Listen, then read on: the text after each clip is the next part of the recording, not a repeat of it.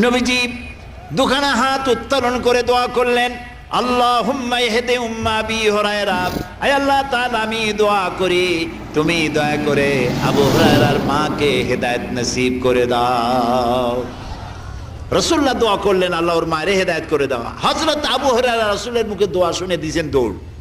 পিছন থেকে সাহাবীরা মনে করলেন আবু হুরায়রা দৌড়ায় কেন, জামা টেনে ধরছে পিছন থেকে। জিজ্ঞেস করলে আবু হুরায়রা দৌড়চ্ছ কেন, কোনো বিপদ হয়েছে নাকি? কয় না, কোনো বিপদ হয় নাই, আমাকে ছেড়ে দাও। কেন, কি হয়েছে? হযরত আবু হুরায়রা বলেন, সাহাবীরা আমাকে ছাড়ো, আমি দৌড়াইয়া বাড়ি গিয়ে দেখতে চাই। আমি আগে দৌড়াইয়া বাড়ি পৌঁছলাম, নাবি বাড়ি পৌঁছবার আগে আল্লাহ নবীর দোয়া আমার বাড়ি পৌঁছায়। সেই দুইটা জিনিসের কোনটা আমি দেখতে চাই।